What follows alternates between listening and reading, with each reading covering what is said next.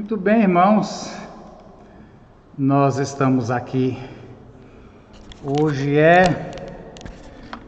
29 de agosto de 2021, aqui em Mambaí, para andarmos um pouco mais na nossa análise na escola bíblica dominical. A gente sempre lembra, para os irmãos que acaso vierem a estar lecionando aqui, que a escola é bíblica. Eu não sei se tem esse termo, a gente criou. A escola não é revística. A revista, ela tem que ser um roteiro para se estudar a Bíblia, né? E nós estamos, devido ao momento que estamos vivendo no mundo, das mudanças drásticas que teve na humanidade, indicando aí a implantação da nova ordem mundial. A propósito, estamos vendo que o Apocalipse, né, tem de edificante para nós hoje, né? Não é apenas uma questão de ter informações do que o Apocalipse informa sobre coisas futuras. Isso é importante, irmãos, porque quando você está num roteiro de uma viagem e você tem o mapa da viagem, sua viagem é mais tranquila, né? É o que não acontece, por exemplo, dificilmente alguém pode dar o mapa, eu acho, de uma viagem daqui para o Brejão. Não tem jeito não, né, pastor Antônio? Não tem jeito de dar o mapa não, irmão. Porque quando chove, quando não chove, as estradas mudam. Mas quando você tem um roteiro dizendo aqui para Goiânia, eu nem preciso, mas se eu ligar o GPS no carro, me diz onde tem curva, onde não tem curva. É bom que eu vou olhando, tal, e pista dupla. Então a gente, não é bom, Bahia? Você vai. Então, mas a gente está num roteiro e a Bíblia dá para nós o mapa inteiro, a gente fica descansado, tranquilo, confiantes, né? Mas o que eu quero assim ressaltar é que é importante que ao estudar hoje a gente está aqui, ó, vamos já orar. Hoje a gente está aqui no capítulo 11, né? E nessa manhã, para mim eu estou aberto para isso, eu pessoalmente, não apenas informações do que vai acontecer aqui, ó, durante esses 42 meses, que são os 3 meses e meio da tribulação, mas o que Deus vai falar comigo hoje, né? Qual é a instrução que o Espírito Santo vai trazer, que eu preciso e que vou utilizar na minha vida com Deus hoje. Amém? A palavra de Deus, mesmo quando trata de eventos dos finais do tempos, ela tem algo a falar conosco hoje. Glória a Deus. Então nós vamos iniciar com a oração. Eu tenho o prazer de ter o irmão Duta. Muito bom ver o senhor, viu, irmão Duta? Ter o senhor aqui com a gente. E eu quero lhe pedir, irmão Duta, que o senhor peça a bênção de Deus. Amém? O senhor vai orar, irmão Duta? Pedir a bênção de Deus, que esse nosso estudo da palavra venha fortalecer a nossa fé. Amém? Pode orar, irmão Duta, pode orar. Aleluia.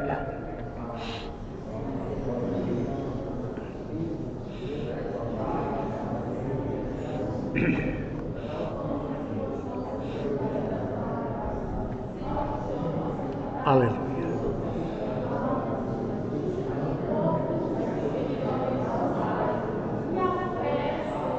Glória a Deus. Aleluia. Sem Jesus, sem Jesus, sem Jesus. Aleluia.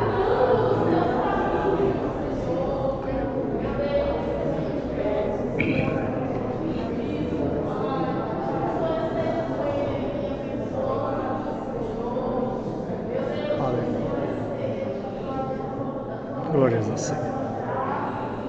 Amém, Jesus. Amém, Jesus. Glória a Jesus. Aleluia. Irmãos, nós tivemos um intervalo domingo passado, onde tivemos uma ministração sobre família. Então a gente vai dar uma recapitulada para saber aonde nós estamos, né? No nosso material, nós estamos aqui na lição de número 7, segunda parte, porque ela foi tão grande que eu tive que dividir em duas, né? Eu ainda tenho algumas cópias, poucas, se alguém desejar, estão aqui. Se alguém quiser, eu vou deixar aqui, ó. Tem que dobrar, viu? Tá aberto assim, tem que dobrar. Dobra bonitinho. Tá aqui, ó. Eu tenho uma outra aqui que perdeu o grampo. Se faltar, eu distribuo para alguém. Muito bem. Então, mas a lição 7, nós já vimos a primeira parte aqui, que é o capítulo 10, a mensagem do anjo forte. E estamos na medição do templo, que é o capítulo 11, né? Onde aqui tem até uma introdução, porque tem duas partes no capítulo 11. O primeiro ai, não lembra aqui, ó? Lembram que daqui para frente, irmãos, começa aqui, ó. Vem os ai, né? Que é o segundo ai. Então, irmão, nós estamos vendo hoje, a gente vai tornar a ver, devagarzinho, a gente não tem pressa, o segundo ai. Por que o segundo ai? Vamos lembrar aqui, ó, vamos lembrando, onde é que fala dos ai, né? Muito bem, ó, aqui onde anunciou os ais, a gente está nos 3 ais, aqui, ó, capítulo 8, né? Começou aqui, ó, tem que lembrar, senão perde. Capítulo 8. Uma águia que voava pelo céu, que vimos aquela questão de tradução, que várias traduções, em vez de águia, diz que João viu voando pelo meio do céu o quê? Um anjo. Não vou voltar lá, volta lá atrás para você ver. E que dizia assim, ó, ai, ai, ai. Então aqui, irmão, no capítulo 8, começam os 3 ais. A gente tem que lembrar que os 3 ais são estudados como um bloco. Um bloco de ais, ai, ai, ai. Quem vê o primeiro ai, aí o segundo ai, tem que lembrar que o segundo ai é uma continuação do primeiro e vem o terceiro. Então estamos vendo as 3 mensagens de ai, ai, ai, ai. Muito bem, então capítulo 9, ó. Capítulo 9, o anjo tocou a sua trombeta, vieram aqueles gafanhotos robóticos, aquelas trem tudo lá, aí diz assim, ó, o primeiro ai passou, 2 outros ais ainda virão. Aí vem o 6º anjo, toca a sua trombeta, né? O 6º anjo toca a sua trombeta. Aí veio outro anjo poderoso, que já vimos aqui, aquele anjo grande, etc, etc, etc. A gente já viu isso aqui. E aí, irmãos, vem essa visão do capítulo 11, que são as 2 testemunhas. A gente vai falar sobre isso, que é o que a gente vai ver hoje. Quando as testemunhas terminam de dar o seu testemunho, o segundo ai passa. E vem o terceiro ai em breve. Então vamos nos localizar. Nós hoje vamos ver o segundo ai, né? Se está tudo dentro do segundo ai. Começou lá no 9. Lembrando aqui, irmão, diz assim, ó. A gente vai repetir. Já tivemos uma aula sobre deram-me, que é um sujeito oculto, plural, é mais de um me deu, me deram. Não diz quem é. Mas ali adiante a gente acredita que seja Deus que deu, né? Um caniço semelhante a uma vara de medir. Eu falei para as irmãs, vivi com isso, ela é feito um triângulo, né? Onde vai se medindo. Media mais ou menos 3 metros cada vara da casa. Vá, meça o templo de Deus e o altar e conte. Conte os adoradores. A sua Bíblia diz conte ou diz meça os adoradores? Presta atenção aí, o que você diz? Abra a sua Bíblia, porque a escola é bíblica. Abra a sua Bíblia. Ou no celular, pode ser no celular, onde você estiver. Porque, irmãos, essas diferenças aqui, elas importam. Elas importam. Meça o tempo, a medida do tempo. E conte os adoradores o templo, irmãos, e o altar. O altar. Agora, conte os adoradores que estão no templo ou os adoradores que estão no altar. Essa é a questão. Mede os adoradores, conta os adoradores, amados. O templo e o altar?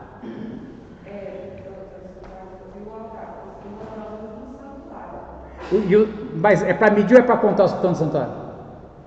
Por favor, a sua versão é qual, Damares? Almeida? A Nova Almeida? Nova Almeida. Eu tenho ela aqui, vamos ver como é que diz aqui então. Vou conferir com a sua. Diz assim, vá medir o santuário de Deus, o altar e os que adoram. Já é uma tradução. Mas irmão, como é difícil. Isso para mim é tão pujante. O que foi que João escreveu? Está entendendo a minha pergunta, Maria? O que foi que João escreveu? Porque aqui eu estou vendo 3 diferentes versões do que João escreveu. Aqui diz, meça o santuário e o altar. Então mandou medir.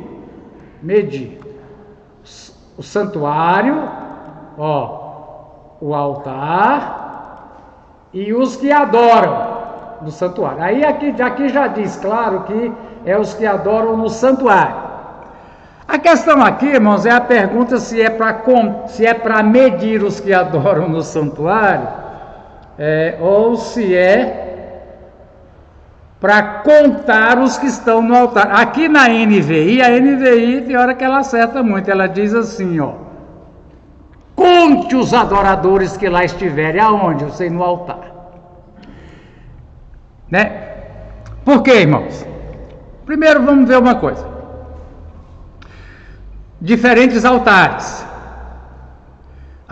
Quando você entrava no pátio, o tempo era mais ou menos isso aqui, irmão, não era muita coisa, era mais ou menos isso aqui. Agora você imagina essa medida nossa aqui, deixa eu pegar essa câmera, eu vou pôr a câmera para vocês entenderem. Eu gosto de entender. As medidas eram mais ou menos essas, as medidas originais, que depois Herodes transformou o templo, que era a medida do tabernáculo, que Salomão levantou, que Zorobabel levantou, já vimos isso, numa obra faraônica. Mas originalmente é como se essa nave aqui onde estão os bancos fosse aberto, fosse o pátio aberto, sem teto, como se fosse ali, E aí, lá na entrada tinha um altar, onde se queimavam, na verdade era uma fornalha, onde se queimavam os animais, queimavam o sangue, o altar do sacrifício. Aí, irmãos, aqui, irmãos, as medidas, eu fico admirado quem fez a planta dessa coisa aqui, pegando essa faixinha amarela aqui para cá, onde eu estou. Aí aqui sim, tinha uma cortina enorme, que fechava tudo. Aquela cortina que quando Jesus morreu, lembra, né? Ela rasgou. Aí eu falei, irmão, deve ter sido bom, né? Porque cortina, hoje em dia, pelo menos quando fala cortina, eu penso lá em casa, que Dete aqui escolhe essas coisas, cortina de renda, né? Cortina uma coisa bem assim. Acontece, irmão, que essas cortinas eram feitas de lona. Onde alguém fez um cálculo que se pegasse essa cortina, amarrasse em 2 cavalos, um para cada lado, dava trabalho para rasgar. Então, irmão, quando aquela cortina que Jesus é uma coisa que Jesus vê, quando aquela cortina, Jesus dá um brado e ela rasga, foi uma coisa que alguém disse: espera aí, quem é que fez isso? Né? Mas aí então, irmãos, aí tinha o outro altar, aqui dentro, ó, né? Seria nessa parte aqui, dentro da lona, que era o altar de incenso. Mas esse altar de incenso aqui não tem muito destaque, não. No meu entendimento, eu quero dizer para vocês o que eu entendo. Mediante várias traduções, eu tenho a obrigação de explicar para vocês o que é que eu entendi pelos estudos que eu fiz. Assim, só para lembrar para os irmãos como é que a coisa é na minha cabeça. Eu leciono Apocalipse desde o ano de 1980. As apostilas de Apocalipse lá do IB de Goiânia, um bocado ainda foi eu que elaborei, pesquisei texto, fiz a tese e etc. Então, na minha cabeça, aqui o que o senhor está dizendo é o seguinte, para você, agora você tem o dever de saber o que diz. Vai lá no altar de sacrifício, porque você não lembra lá no capítulo 6, o quinto selo, o que é que foi visto lá no quinto selo? Quem lembra? Vamos ver? Estamos falando de altar, tem que ir lá e tem que ir lá, não tem, Milene? Tudo bem? Porque às vezes eu vou mexendo com muita coisa em cima de um pontinho, mas aqui, ó, deixa eu mostrar aqui para você. Lá no quinto selo, Apocalipse, foi no capítulo... Quinto selo é que capítulo? 6, né? Capítulo 6, versículo 5, por aqui, vai lá. Ó, quinto selo. Quando abriu o quinto selo, vi debaixo do altar as almas dos que tinham sido mortos. Então, irmãos, me diz, até quando o Senhor não vinga?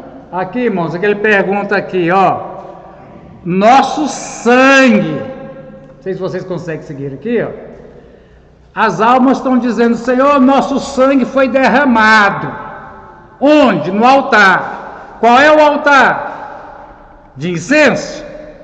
Não, altar de sacrifício, holocausto chama.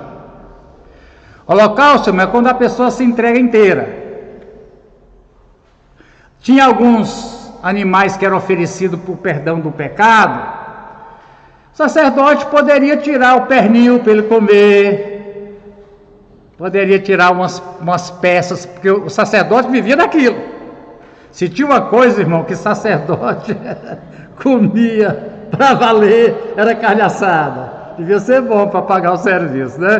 Podia ter certeza, trabalhar como levita, Joés, levita tinha uma coisa certeza, se você tivesse freezer, que não tinha, ele tinha carne assada para comer o ano inteiro, se não tivesse mais nada, carne inteira. Mas alguns sacrifícios era queimado inteiro, tirava nem couro, nem nada, nem unha, queimava tudo, era o holocausto, entregue a Deus. Então, irmãos, essas vidas, quando alguém é martirizado por causa da fé, fuzilado, degolado, enforcado, qualquer outra coisa pela fé, Jesus recebe como um sacrifício. Você não perdeu a sua vida, você entregou a sua vida em sacrifício e Jesus recebe a sua vida como sacrifício. Aí vem aquelas coisas, irmão, dos galardões. A salvação é de graça para você, sua entrada no céu está paga, está garantida. E vou te dizer uma coisa aqui que às vezes me complica dizer: e se você é filho, você vem pelo amor ou pela dor, mas você vem e vai entrar no céu. Ou entra pelo amor, mas se você já é filho, se você é incrédulo, nunca recebeu Jesus como Salvador, a única maneira de você ser salvo é receber Jesus como Salvador. Mas se você recebeu Jesus como Salvador, seu nome foi inscrito no livro da vida, foi feito o processo de adoção. Sempre lembro aqui, tem pelo menos Antônio e Carme. Quem mais que adotou aqui?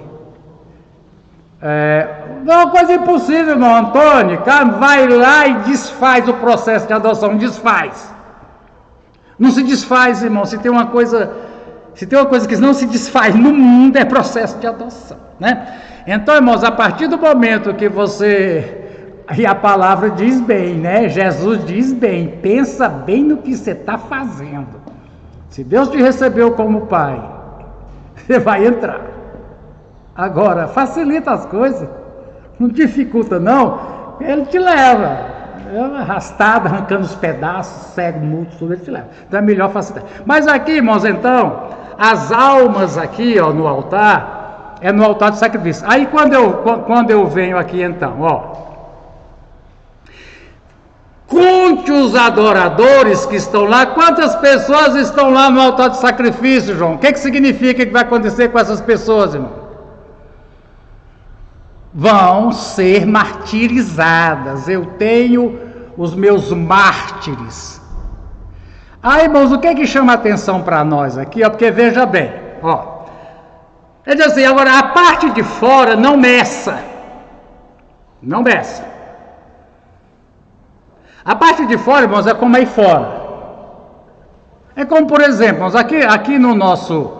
Nós temos algumas garantias de lei, que apesar que são complicadas. Então, por exemplo, um casal... Eu quero falar isso com vocês aqui, irmão. Um casal, por exemplo, homossexual, ou dois homens ou duas mulheres, quiser sentar lá naquela árvorezinha lá fora ali, ó, e ficar lambendo uns aos outros, o que eu posso fazer? Nada. Agora, o que eles estão tentando fazer, e já fizeram, e já levaram para a justiça para ver se dá certo, é entrar aqui, no local de culto, na hora do culto, e começar a ficar lambendo um ao outro aqui dentro. Aí a gente tem recurso, porque não é homofobia, é porque essa prática não é aceita para ninguém. Aqui não, pode ser hétero, não é por ser homo, entendeu? Mas eles são, alguns se droga, fica fora de si e diz vamos perturbar, e é capaz de chegar aqui e montar um no outro aqui, sentar em cima do outro aqui. Aí a gente tem, e tem que ter jeito de como tirar, como fazer. Então, irmãos, aqui diz assim, ó, conta o tempo. Lá fora não conta não. Já vimos aqui, irmãos, na passada, quando você mede uma coisa, está aqui o irmão Cláudio, até perguntei para ele, confirmei, ele vende os lotes, nós compramos 2, estamos satisfeitos. Irmão, deixa eu te dar uma dica aqui, investe em imóvel, o preço ainda está razoável, é um bom investimento, é imóvel. Aí ali no futuro eu vou morar lá, então vai ser um lugar bom de morar. Mas aí, irmão, quando mede, é para garantir a propriedade, não é, Cláudio? Lutei com eles, vieram medir, puseram as estaquinhas pequenas, que o boi vai lá e quebra, botei uns estacas de meio metro para dentro, pintei de branco, aquilo ali tem dó. Então, irmãos, quando o Senhor manda medir o templo, diz aqui, templo de quem, irmão? Interessante que templo de Deus, presta atenção na expressão, templo de Deus, porque Jesus usou essa expressão, quando ele se referiu ao templo, Jesus disse que os escribas e fariseus transformaram o templo que era de Deus em um comércio, negócio. E Jesus disse, a casa do meu Deus será chamada casa de oração para todos os povos. Então, irmãos, Apesar que a gente não crê em santificação de espaço. Então, por exemplo, o católico, quando ele passa em frente, o templo dele ajoelha e benze, porque ali é um lugar santo. Então, a gente não tem essa ideia de que aqui é um lugar santo, mas é um lugar consagrado. O que é uma coisa consagrada? É que ela é separada para um uso exclusivo. Né? Aqui é um local que nós, cidadãos, com o nosso dinheiro construímos, temos aqui alvará, a gente é ausente de imposto, mas declara todo ano, etc. E que nós separamos para atividades de culto, pode também para atividades educativas, a gente pode ceder para uma reunião de professores, a gente não cede para reunião de partido político, porque aí é complicado, porque na igreja tem gente de todo tipo, etc. Né? Bem. Então, irmãos, quando manda medir, significa separa, está dentro é minha propriedade, não entra não, que isso aí é propriedade minha. Você sabe o que o senhor está dizendo aqui, irmão? Presta atenção, primeiro para nós. Você está dentro da medida de Deus. Deus te mediu o lugar onde você está. Você está debaixo da proteção do Senhor. Propriedade, povo de propriedade exclusiva de Deus. O que você faz se alguém vai mexer na sua propriedade? O que você faz? Você fica olhando, né? Você fica olhando? Você não fica olhando, não. Hein, Cláudio, se eu chegar lá e tiver uma barraca lá no meio do meu terreno, o que eu tenho que fazer? Tacar fogo nela. Eu faço logo tacar fogo nela, não tenho que chamar a polícia. Entendeu? É minha. Então não mexe não, que isso aí é meu. Então o Senhor está dizendo, não mexe não, que isso aí agora, entre, irmão, as coisas que são de Deus, existem as vidas preparadas para determinado uso. Deus tem as vidas que serão oferecidas em martírio. É o que eu leio aqui, tá bom, irmão? Agora, irmão, eles vão pisar a cidade santa 42 meses. A gente já viu essa conta? Não, ó. 1260 dias. Isso aqui tudo dá o quê? 3 anos e meio. Faz a conta. Ou seja, irmão, Deus tem datas específicas. Deus tem planilhas. Deus tem projetos, e o tempo que leva de execução do projeto. O nosso Deus não acorda de manhã pensando o que vai fazer, ele já tem a maquete pronta. Então aqui, irmão, diz assim, ó: darei poder às minhas 2 testemunhas, e elas profetizarão durante 1260 dias, vestidas de pano de saco. Primeiro, o Senhor disse que as testemunhas, o que acontece com elas? O que diz aqui? Qual é a característica dessas testemunhas? Elas são o quê? Aqui, ó. Minhas testemunhas. Mas no processo judicial, são chamadas testemunhas. Só a favor ou contra? Dos dois lados. Que é o problema que a gente está vendo aí numa tal de uma CPI, porque só aceita a testemunha contra. Quer dizer, a favor do projeto deles. Mas o Senhor diz assim, irmão, minhas testemunhas são pessoas que vão testemunhar a meu favor ou contra mim? A meu favor. Bom, no meio, isso aqui a igreja já foi arrebatada, a gente vai ver aqui, parece que isso aqui, vamos dizer, é a primeira metade da tribulação, primeira metade.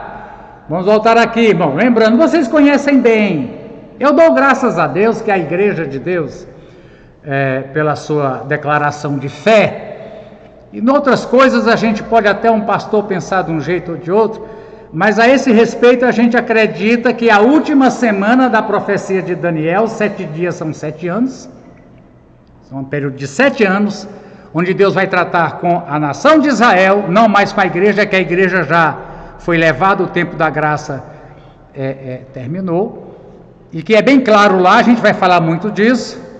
O anticristo, irmãos, não é que ele diz que não existe nenhum Cristo, é que ele diz: eu sou o Cristo, profetizado. O diabo não diz que as profecias não vão se cumprir, que ele não é besta. Qual é a prova, irmão, que as profecias se cumprem? As que já se cumpriram. E como é que elas se cumpriram? Literalmente. Então virá um. O diabo não nega que ele virá. Só que, o que ele diz fazer? Ele distorce o cumprimento. Eu sou o cumprimento. E fará uma aliança, inclusive com a nação de Israel, enganando, o processo do engano, da mentira, que são aqueles 3 sapos da política. Lá no capítulo 16 nós vamos chegar lá, onde diz claro que a função dos líderes políticos é mentir para o povo e apresentar uma versão totalmente falsa da realidade, né? Mas aí, irmãos, em meio a isso, Deus diz: eu tenho para esse tempo testemunhas que vão falar a meu favor. Isso aqui chama minha atenção. Deus chama esses indivíduos de minhas testemunhas. Bom, qual é a função de uma testemunha? Qual é a função de uma testemunha? E, inclusive, para aqui fala 2 testemunhas. Não sabia que uma testemunha não tem validade? Jesus disse, para que um fato se comprove, tem que ter a declaração de quantas testemunhas Jesus disse? E a lei diz, vocês lembram? Na lei diz, e Jesus repete, tem que ser pelo menos o quê? 2 ou 3. 2 ou 3. E Jesus disse isso quando ele falou, e eu testemunho, e o Pai também testemunha. Nós somos 2 que estamos testemunhando. E aí? Tem 2 testemunhas, eu e o Pai, né? Então, irmão, de 2. A gente volta aqui numa outra coisa, irmão, porque em Atos, no Pentecoste, ficai em Jerusalém, até que do alto sejais revestidos de poder. E recebereis poder. Quem é que vai receber poder? Quando descer do céu, e sereis o que Jesus disse? Minhas. Quem é que Jesus está dizendo aqui em Atos capítulo 2? Quem Jesus diz minhas testemunhas é quem? A igreja é quem? Diz assim, mãe, eu. Lá naquele tempo, Jesus vai levantar 2 testemunhas minhas. E hoje, quais testemunhas que Jesus tem? Aí a gente transforma a escola dominical em pregação e faz apelo. E você está fazendo isso? Porque as 2 testemunhas, em função do testemunho, vão ser condenadas à morte e executadas. Por quê? E se você hoje, irmão, for testemunhar, você pode sofrer algum prejuízo? Com certeza.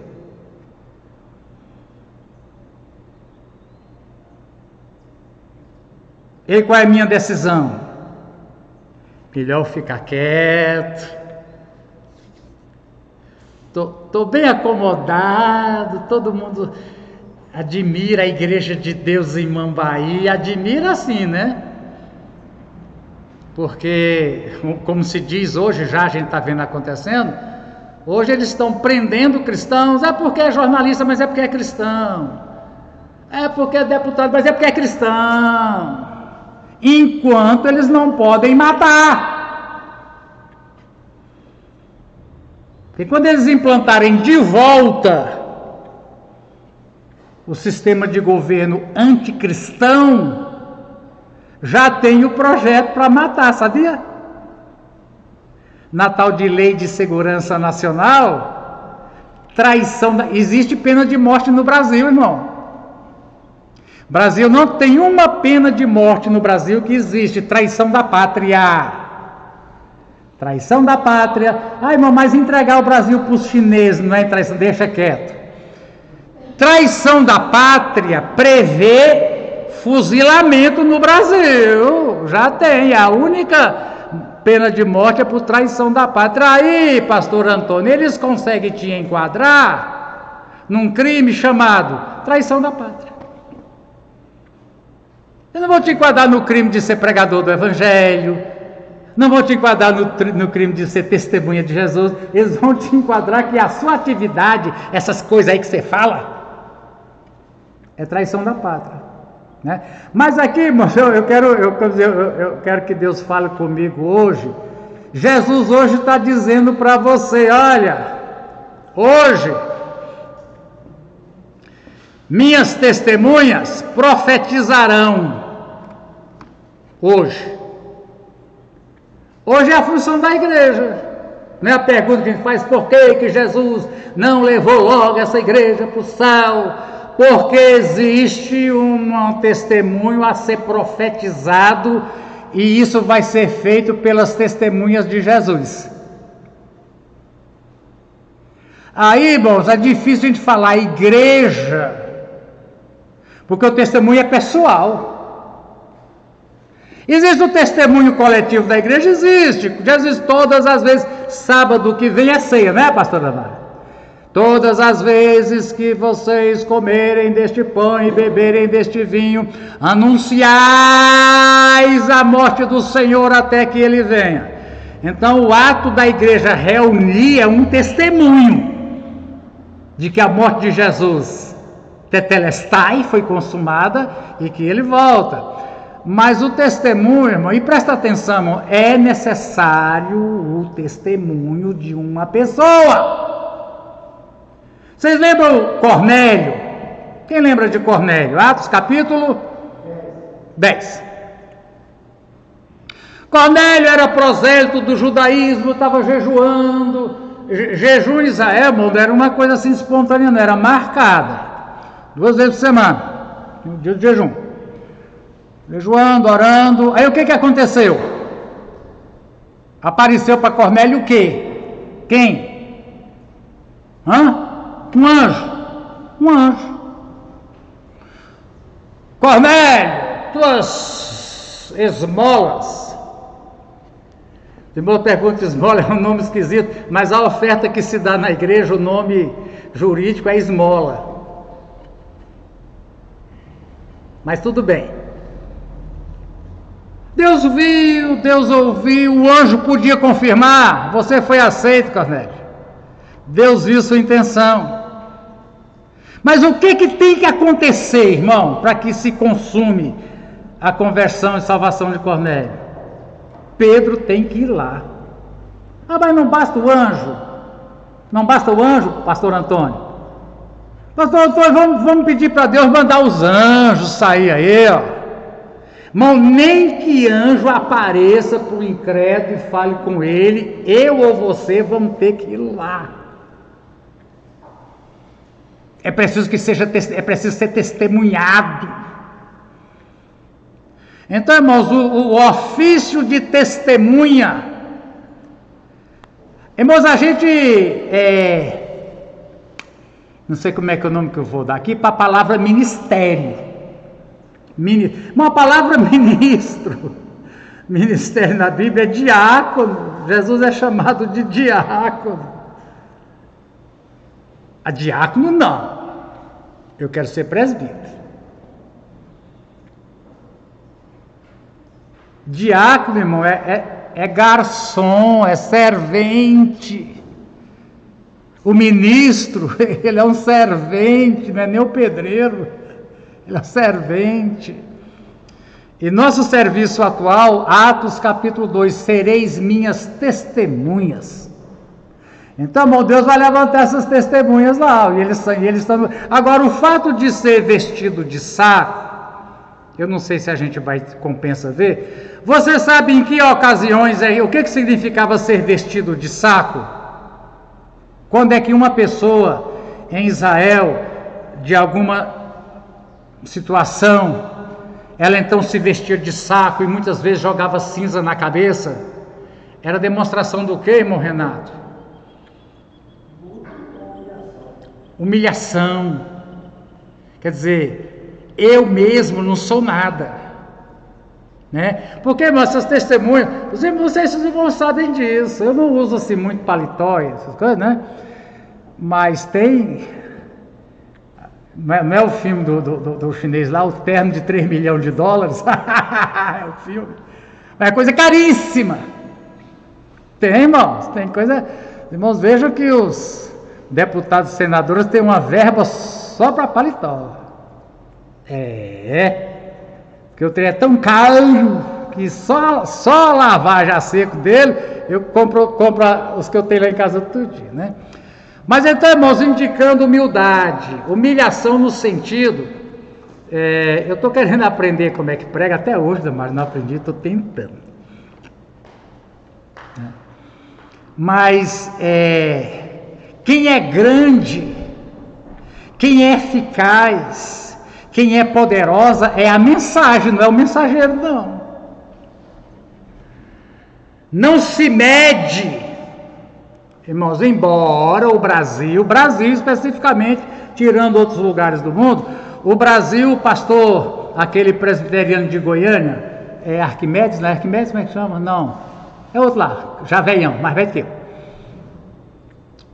Ele fala que o Brasil, irmãos, nós crentes evangélicos sofremos de um culto às personalidades. Vou te dizer, é claro que às vezes compensa você ouvir um estudo ou uma mensagem de alguém pelo conteúdo, mas muitas vezes não é só pelo nome mesmo. Vai estar, vou falar que vai estar em Mambaí, dia domingo, sei lá quanto de setembro, pregador fulano de tal. Eu vejo as mensagens do Renato e digo, não tem nada mais conteúdo do que o que eu escuto o Renato, mas não é Renato, né? Então, irmãos, vestido de saco, deixa eu falar aqui, irmão, nós hoje precisamos testemunhar vestido de saco.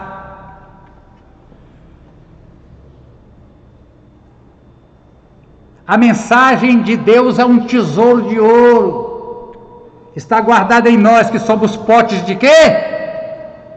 De barro. Os mensageiros não chamam a mensagem para eles. Quem vai prestar atenção? Ele não está com um terno de 3 milhões de dólares, ele está com uma roupa de saco. Confere com Jesus em Isaías 53, olhando nós para ele, nada havia que nos chamasse. Se bem, irmãos, que aquela túnica de Jesus, eu vou te contar, viu? Aquilo não era barato, não. Eu nunca tive uma roupa inteira sem costura de cima e embaixo, eu faço ideia, né?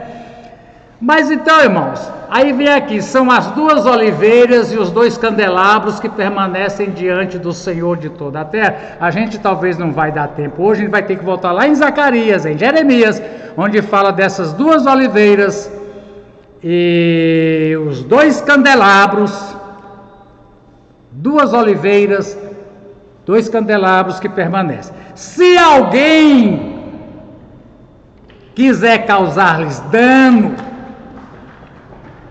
da boca deles sairá fogo. Irmãos, quando Deus te autoriza a fazer uma coisa, você pode ir.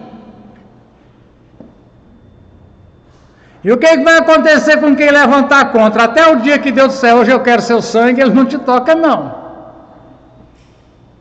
Ah, mas não pode prender? Pode. Não prendeu Paulo e Silas? Prendeu. E o que aconteceu com a cadeia onde Paulo e Silas estavam presos? O que aconteceu com ela? Hein? Rachou, irmão, terremoto, rachou parede, rachou cadeia, rachou tudo. Rachou tudo. Vou tirar vocês daí. Então, irmãos, a mensagem para nós hoje é a seguinte: testemunho. E é interessante, irmãos, testemunhar individual. Porque eu estou querendo aprender a pregar. Como é que eu vou pegar as palavras de um judeu que falava aramaico de 2000 anos atrás, e vou contar essa história para um mambaiense do ano 2021. Só que eu já achei 3 traduções. Aí, irmãos, é o caso. O seu testemunho, você que é lavrador, as suas experiências com Deus, as ilustrações que você tem de que ser crente, eu vi alguém colocando interessante, é igual fazer mandioca. Eu vi, meu irmão mandou para mim, o lavrador explicando que ser crente é igual fazer farinha de mandioca. Que eu fiquei, onde você pega a mandioca, tira ela da terra limpinha, né? Limpinha? Não. Você viu aquela, pastor Antônio? Tem que lavar. E lava em quê? Sangue de Jesus. Aí tá prontinha, né? Não, irmão, tem que tirar aquela casca. A casca, tem que tirar a casca. Oi, irmão, tirar a casca, dói. Ei, Verá, você tá com a casca grossa demais com os irmãos. Vou arrancar essa casca sua, ô Senhor. Tem anestesia? Não, tem anestesia não. Tira a casca. Depois de tirar a casca, tem que fazer o quê, irmão? Dá uma lavada e faz o quê? Ah, no ralador é bom. Oh, coisa doce ser passado no ralador. Deve ser uma delícia ser ralado. Ilustração, irmão, de lavrador. Eu nunca vivi na roça, irmão. Mas aí depois de ralada, tá prontinho, tá? Tem que fazer o quê? Tem que prensar. Ai, que delícia. É tão bonito, Damares, cantar Jesus, me rala e me prensa. Oh, coisa boa de cantar. Para cantar é igual um livrinho, na boca com Agnus cantando é doce, mas na hora mesmo vira o quê, irmão? Fel. Aí muito bem. Prensou. Tá pronta a mandioca, não dá, pastor Antônio? Aí tem que peneirar. E aí, irmãos, Tiago diz, e cuidado, vocês estão querendo ser mestre, porque tem diferentes peneiras. A quem muito é concedido, a peneira é mais fina. Tem coisa que aos olhos de Deus, eu, por exemplo, eu como pastor, qualquer dos irmãos passa, e para mim, para você não passa não. Para você não passa não. Bom, mas peneirou, e aí tá bom demais, mas é uma chapa quente. E bota lenha. Quem?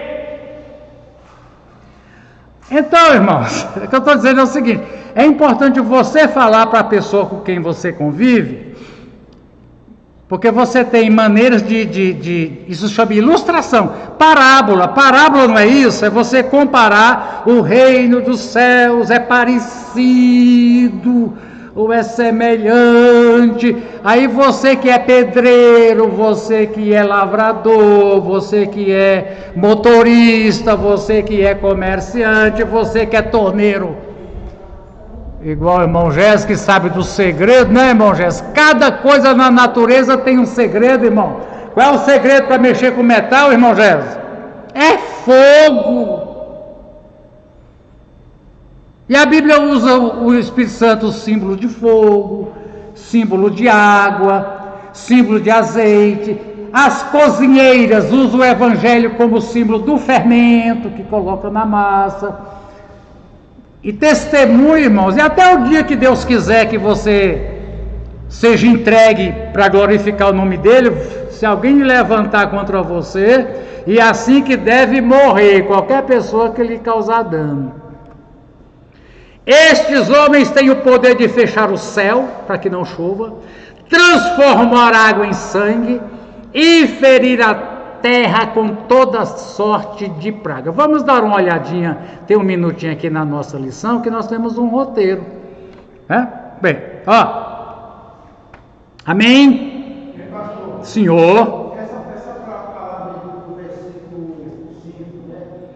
Diz, acho que não sei na minha interpretação também. 5, deixa eu achar que é 5, irmão. 5. Se alguém se quiser causar dano mal, a sua boca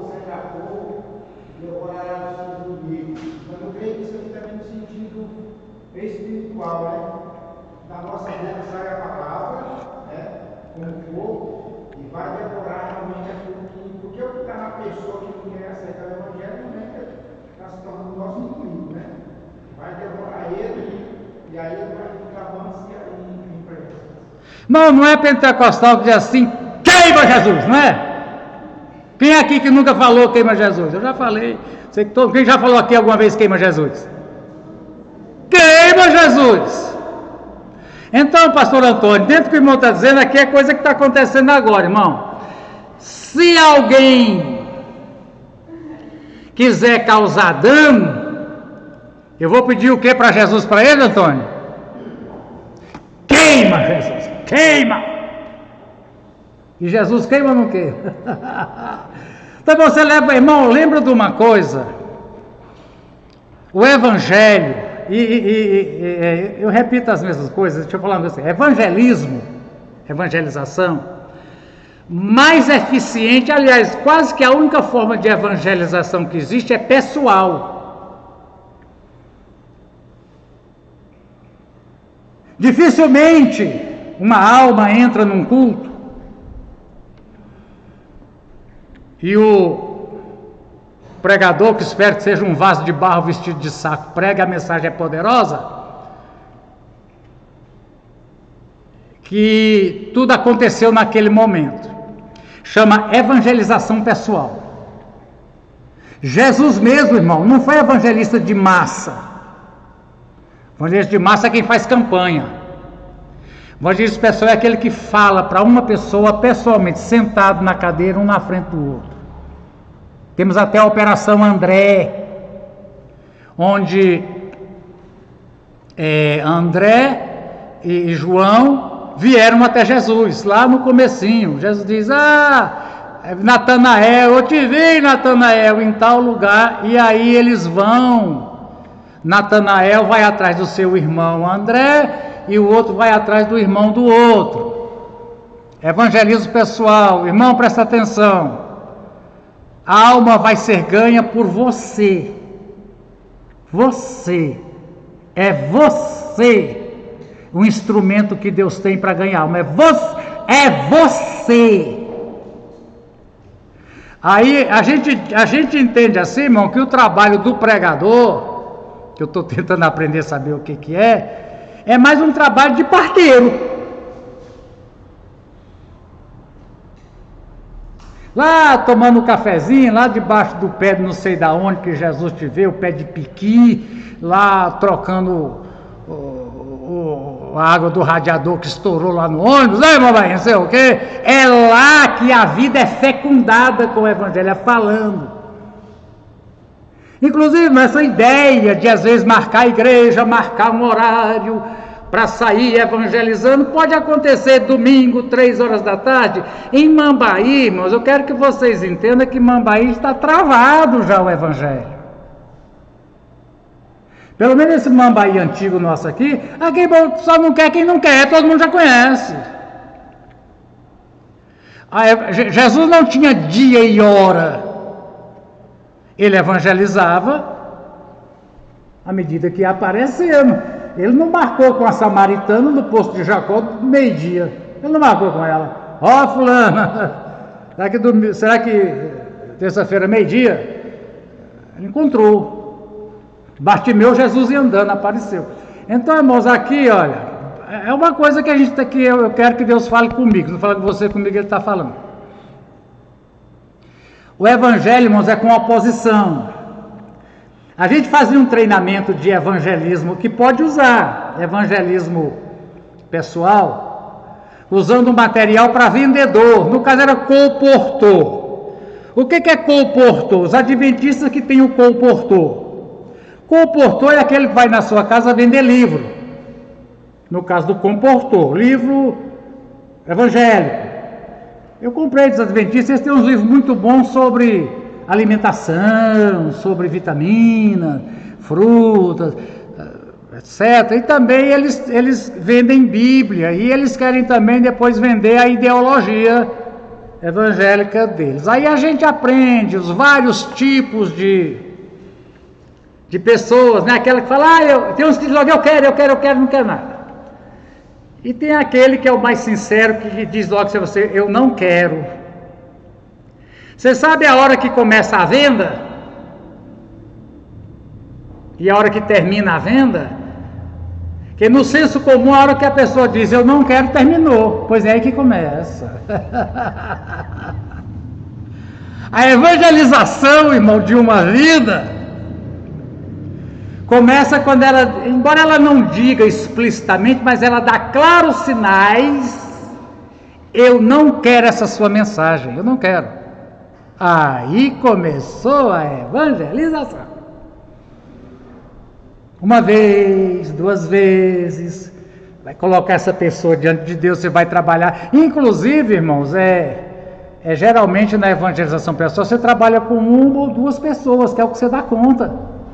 Orando por essa pessoa, colocando essa pessoa diante de Deus, pedindo a Deus: Senhor, cria para mim ocasiões, oportunidades, com sabedoria. Que a Bíblia diz, irmãos, que a gente tem que saber usar o sal. Tem evangelização que é igual você comer uma panelinha de arroz desse tamanho com uma colher de sal. Ninguém dá conta de comer isso não, velho. A palavra tem que ser o quê, irmão? Com sal? Temperada. Tem o tempero. Aí o tempero é que vai, irmão, né?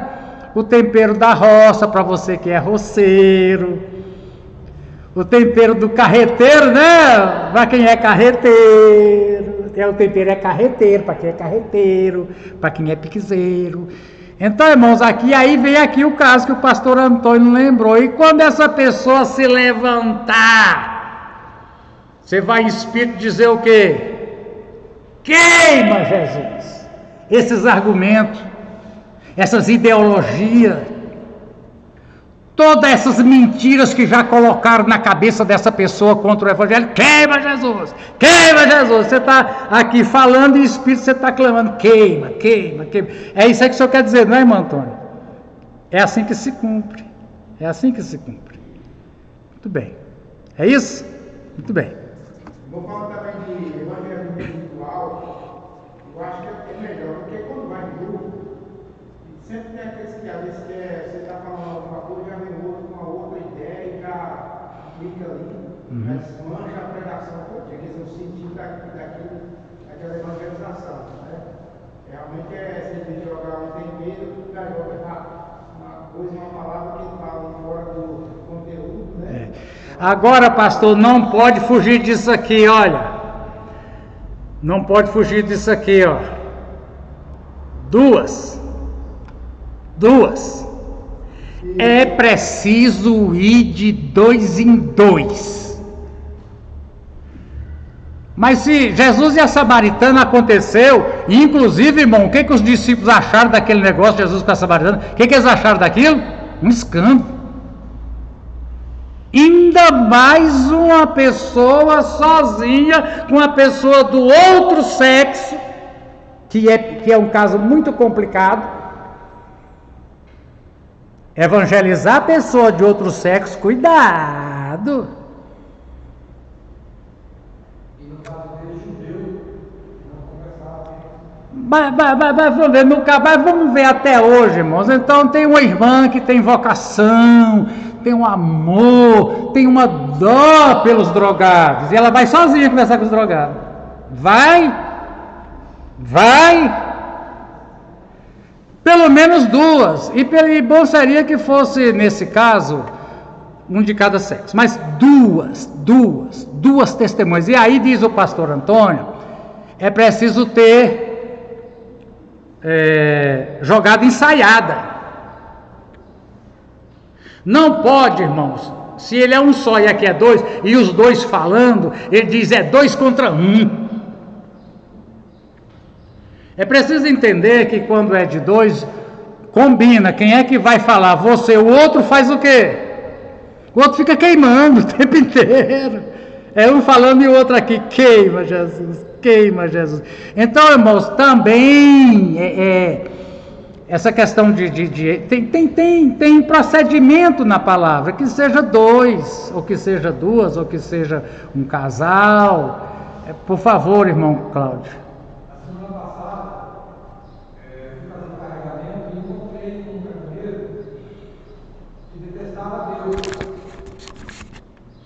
Sim. Eu tentei argumentar sozinho, mas foi difícil. Irmão, fica de pé só para eu te focalizar aqui, por favor.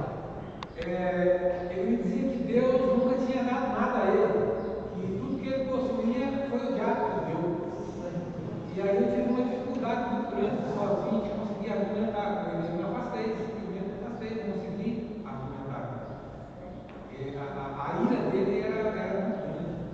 Eu fiquei apavorado com o acontecimento. Simplesmente me afastei, não consegui argumentar com ele. Foi ruim. Por isso, se tivessem dois, talvez a gente tivesse conseguido argumentar. Exato, um clamando. Mas de qualquer forma, irmão, eu tenho certeza que essa pessoa entrou na sua lista. O senhor vai orar por ele, não vai, irmão? E se Deus te der oportunidade, irmãos, um outro encontro com ele, o senhor já vai estar orando sobre ele, o senhor vai ter uma palavra para ele. Nós vamos pedir a Deus que Deus te conceda reencontrar essa pessoa. Eu não sei se que vai um para o nosso, outro para o seu, encontrou, né? Mas que o irmão vai orar por ele. Não deixa de orar por ele, tá bem, irmão? Quer dar um testemunho, Dorinha? Não? Não. Tá, então, irmãos, aqui a nossa lição, ela diz assim, ó.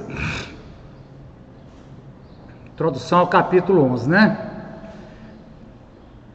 Deus é sempre capaz de fazer milagres, mas historicamente, irmãos, o nosso Deus, ele é um Deus que age na história.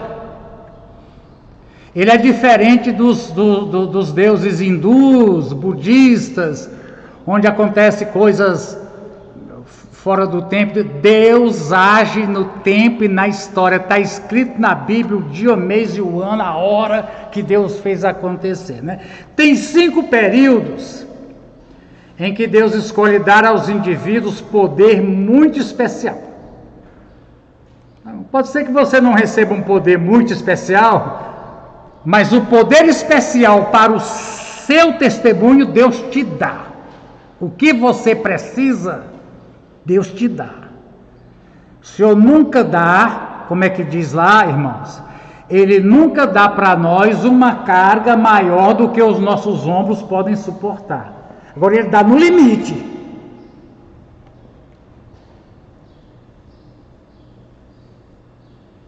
Quando dá no limite, dói. Eu estou fazendo uns exercícios, conversei ontem com o Kennedy, estou com esse braço doendo. Ele falou, é porque você, com esse braço, principalmente o esquerdo, que você não usa nunca, meteu, a Beth viu lá, fiz quase 2 horas de uma atividade para os braços no YouTube, tem 2 semanas que ele dói. Eu falei, é isso aí, no limite, tem que saber o limite. Aqui tem um bocado de gente que pratica academia, Deus te dá no limite. Agora, às vezes, irmão, quando é aqui, Deus tem que dar ali no limite. 4 primeiros períodos já passaram. Aqui, Moisés e Josué.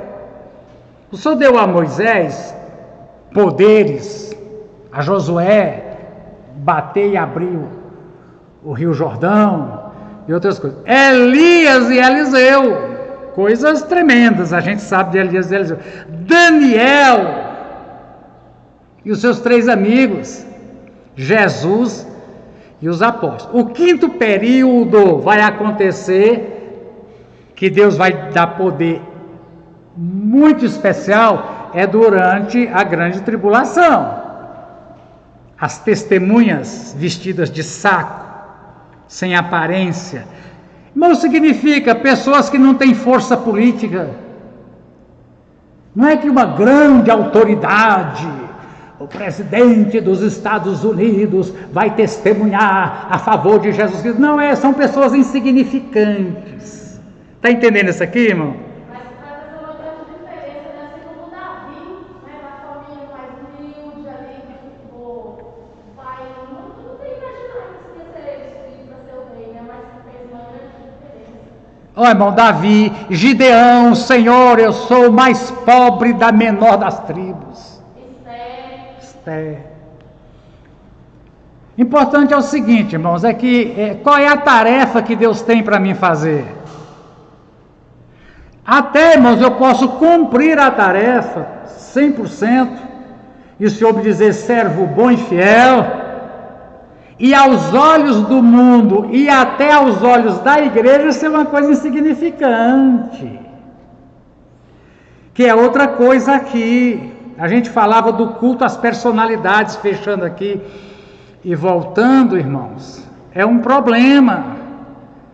Não que porque alguém seja famoso, seja um pregador, um cantor, conhecido aí em toda a mídia nacional e internacional, não quer dizer que às vezes vale a pena eu até viajar para ouvir. Mas quer dizer que necessariamente, em função da fama, aquela pessoa tem alguma coisa, não. Existe hoje, irmãos, o processo de você criar a sua imagem e difundir a sua imagem. Se você se tornar um palestrante conhecido e em decorrência disso, cobrar uma fortuna por uma administração. Isso aí é um processo logístico, comercial. Mas aqui, irmão, né? Então, nesse período aí, essas duas vão se levantar, haverá milagres, né, tremendos, e diz, o capítulo 11 começa com as medidas do tempo terrestre, que Israel reconstituirá, já falamos sobre isso. É importante notar que esse foco no tempo é porque a igreja já foi arrebatada, e Deus operará principalmente através da nação de Israel. Também esse templo é o 6º templo mencionado nas Escrituras. De Salomão, irmão, antes dos reis não tinha templo, tinha tabernáculo de lona. Templo de material de construção veio Salomão, foi destruído. Aí vem Zorobabel, as histórias de Esdras e Neemias. Esse de Zorobabel, Herodes transforma em uma obra faraônica, né? Agora, o templo do milênio. Milênio tem esse acento aqui, não tem? Tem não, milênio. Pode ter acento no circunflexo, vamos ver. Milênio, tá, agora pediu, vai acentuar direito. Milênio, aê. E o templo celestial, né? Então tem esse templo para ser reconstruído. Agora vem as notas do capítulo 11. Eu fico contente que a gente não conseguiu nem entrar nessa coisa, porque outras questões a gente viu aqui. Amém? Então, Deus permitindo, sábado a gente tem ceia, domingo a gente vai ver essa questão aqui, irmão. Principalmente, eu quero ver com vocês, é isso aqui, ó. As duas oliveiras, a identidade das duas testemunhas. É o que a gente vai procurar entrar. O Apocalipse é um livro de profecia do Antigo Testamento, é simplesmente uma releitura. O Apocalipse é uma releitura do Antigo Testamento, não apresenta quase nada novo que a gente ainda não soubesse, apenas que contextualiza no nosso mundo aqui cristão. Amém? Aviso, pastora Damares? Amém? Muito bem, fechando aqui. Terminamos? Glória a Deus. Amém. Nós vamos terminar, começamos e vamos terminar com o irmão Dutra. Eu quero aproveitar e mostrar de novo que eu estou sem máscara por causa da distância que eu estou dos irmãos. Por favor, irmão Dutra, o senhor vai ficar de pé e vai concluir com esta oração. Pode orar, irmão.